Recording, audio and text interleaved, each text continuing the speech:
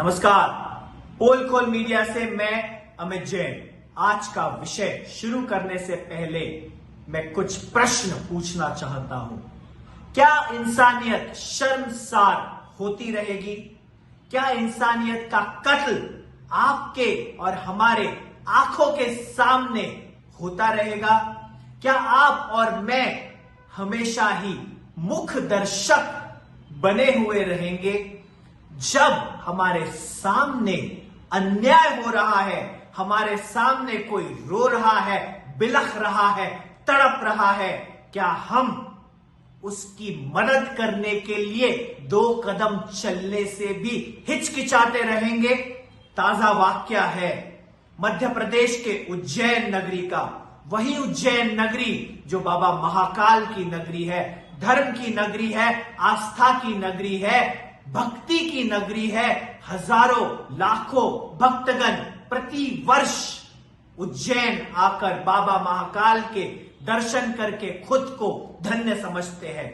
लेकिन इसी नगरी में एक 8वीं कक्षा में पढ़ने वाली बालिका जो सतना की रहने वाली बताई जाती है, वह रेलवे से किसी स्कूल के काम के कारण एग्जामिनेशन के लिए उज्जैन पहुंचती है और यहां पर उसी स्टेशन से, रेलवे स्टेशन से एक रिक्शा वाला जिसका नाम भरत सोनी बताया जा रहा है, यह सोनी धिक्कार धिक्कार धिक्कार मैं इसका करता हूं, क्योंकि एक नाबालिग के साथ इसने रेप किया है। अपनी रिक्शा में बैठाकर सुनसान जगह पर ले जाकर दुष्कर्म कर वहां से फरार हो जाता है, भाग जाता है। घिनौनी हरकत करते हुए इस भरत सोनी को शर्म नहीं आई। दोस्तों, अब हद देखिए, इंसानियत का कत्ल कैसे हुआ है। वह बिटिया बेहोश पड़ जाती है। अगले दिन सुबह उस सुनसान जगह पर जब उसकी आंख खुलती है, उसकी नींद खुलती है, वह परेशान होती है, रोती है, सहमी हुई करीब करीब 7 से 8 किलोमीटर पैदल हेल्प के लिए, मदद के लिए गुहार लगाते हुए, दर दर की ठोकरें खाते हुए वह बिटिया उज्जैन के परिसर में घूम रही है। किसी की रूह यहां पर कांपी नहीं। लोगों ने दरवाजे बंद कर दिए, किसी ने मुंह फेर लिया, किसी ने अपनी जबान पे ताला लगा दिया, किसी ने उसे धिक्कारते हुए ढकेल दिया। शर्म नहीं आई इन लोगों को। वह बिटिया लहूलुहान थी, उसके साथ कुछ अघटित ऐसा घट चुका है, यह सीसीटीवी में नजर आता है। अर्धनग्न अवस्था बताई जाती है। दोस्तों, मैं प्रणाम करता हूं वहां के एक मंदिर के आचार्य, जिनकी उम्र ज्यादा नहीं है, यंग है वे। उन्होंने अपने शरीर से कपड़ा, वस्त्र, जिसे हम महाराष्ट्र में पंचा कहते हैं, जो गुरुजी पंचा पहनते हैं, वह पंचा निकालकर उस बिटिया के पास दे दिया, उसे बैठाया, उसे पानी पिलाया, नाश्ता करवाया। डरी सहमी लड़की को मदद उन्होंने करी। लेकिन क्या करूं मैं उन लोगों का, उन हजारों घरों का, सैकड़ों घरों का, जहां के दरवाजे, कुछ दुकानों के दरवाजे भी उस बिटिया के लिए खोल नहीं पाए। उसे 8 से 9 किलोमीटर चलना पड़ा। शर्म किसी को नहीं आई।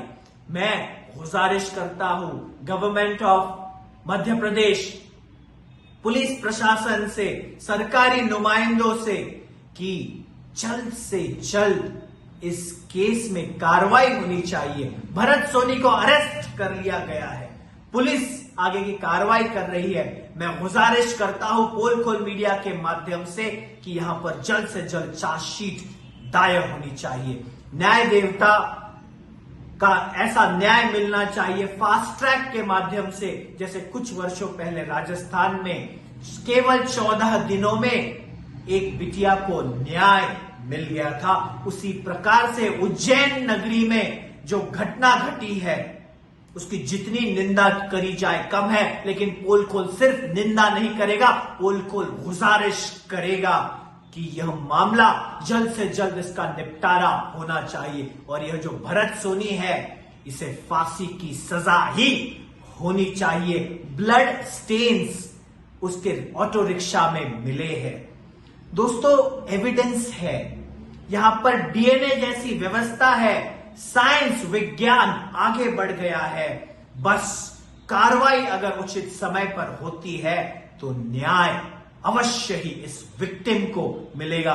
भरत सोनी के पिता कहते हैं कि उसके लड़के को फांसी होनी चाहिए और इस प्रकार का कोई भी दुस्साहस करे बस उसका निपटारा न्याय देवता के माध्यम से, पुलिस के माध्यम से जल्द हो। बस इतनी ही अपेक्षा करते हुए सभी बेटियां, सभी महिलाएं अपने देश में, अपने जग में सुरक्षित रहे। बस यही मैं कामना पोल खोल के माध्यम से करता हूं। आप सभी सावधान रहे, सतर्क रहे। जय हिंद, जय भारत, जय महाराष्ट्र। पोल खोल मीडिया से मैं अमित जैन। दोस्तों, आज हम बात करने जा रहे हैं एक ऐसे दिल दहलाने वाली घटना के बारे में, एक ऐसे सेक्स कांड के बारे में जिसने संपूर्ण देश में सनसनी मचा दी थी। वर्ष 1992 का अजमेर राजस्थान का सेक्स कांड। दोस्तों, एक ऐसा भयंकर सच जिसने संपूर्ण भारत को, भारतवासियों को हैरान कर दिया था। दोस्तों, एक युवती जो पॉलिटिक्स में, उस समय राजनीति में अपना भविष्य तलाश रही थी, वह युवती दो लोगों से मिलती है जो उस समय युवक कांग्रेस के पदाधिकारी थे, उस पद पर कार्यरत थे। उसे मीटिंग के बहाने बहला फुसलाकर अपनी वैन में, अपनी कार में बैठाकर फार्म हाउस लेकर जाया जाता है। उसके साथ वहां पर दुष्कर्म किया जाता है। उसके बाद उसकी नग्न तस्वीरें होने का वे दावा करते हैं। वह युवती डर जाती है, वह उसे डिलीट करने की दरखास्त करती है, रिक्वेस्ट करती है, विनती करती है, लेकिन जो ये राक्षस प्रवृत्ति के लोग थे वे उसकी बात नहीं मानते। उल्टा उसे कहते हैं कि अगर बचना चाहते हो हम इसे वायरल कर देंगे, हम इसे सभी जगह प्रसारित कर देंगे। अगर तुम बचना चाहते हो तो तुम अपनी सहेली को, एक और महिलाओं को हमारे पास लेकर आओ। दोस्तों, यह लड़की डर जाती है और अपनी महिला मित्र को उनके पास लेकर आती है और यहां से एक घिनौना, गंदा, भद्दा खेल शुरू हो जाता है। अनेक युवक इसमें शामिल होने की बात सामने आई है। करीब करीब 18 लोगों का नाम एफआईआर में दर्ज होने की खबरें भी मीडिया में समय समय पर आती रही है। और एक महिला से 2, 2 से 10, 10 से 50, 50 से 100, 100 से 150, 200, 250 महिलाओं के इसमें जाने अनजाने शामिल होने की बात सामने आती है। वे हैरान हो जाती है, परेशान हो जाती है, गिड़गिड़ाती है, टूट जाती है। कुछ बच्चियों ने सुसाइड करना, अपनी जीवन यात्रा को समाप्त करना सही समझा। वे बदनामी के डर से अपने माता पिता के साथ क्या बीतेगी, समाज क्या कहेगा, लोग क्या कहेंगे, इस डर से वे अपनी जीवन यात्रा को समाप्त भी कर देते हैं। दोस्तों, यहां पर चौंकाने वाली बात यह है कि यह सारी चीजें जब चल रही थी तो एक फोटोग्राफर, जहां पर ये फोटोज डेवलप किए जाते थे, उसके पास एक फोटो की कॉपी वो स्वयं रखता था। अजमेर का यह फोटोग्राफर। दोस्तों, धीरे धीरे यह बातें आग की तरफ फैलने लगती है। मीडिया कर्मियों के पास भी यह फोटोज पहुंचते हैं, कुछ पुलिस डिपार्टमेंट के लोगों के पास भी पहुंचते हैं, लेकिन एक्शन कौन लेगा? जो परिवार जिसका नाम, जिन लड़कों का नाम यहां आ रहा था, उनका उस समय रुतबा वहां पर बताया जाता है। एक ऐसा रुतबा था उनका, ऐसा प्रभाव था, उनके ऊपर एफआईआर तक हो नहीं रही थी। दोस्तों, किस प्रकार का व्यवहार है ये, और सीधे तौर पर कांग्रेस पक्ष को मैं पूछना चाहूंगा, किस प्रकार की तुष्टीकरण की राजनीति है। तुम जब सत्ता में थे उस समय फिल्में इस विषय पर क्यों नहीं आती। जुलाई 2023 में अजमेर 92 नाम की एक फिल्म आती है, मोदी युग में यह फिल्म आती है, और यह फिल्म सभी को सत्यता का परिचय करवाती है, घिनौने सच से रूबरू कराती है।